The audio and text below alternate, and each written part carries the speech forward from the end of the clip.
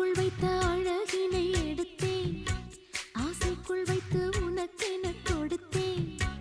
இதமாகத்தான் பதமாகத்தான் என்னை தீண்டு தாகம் தணியும்.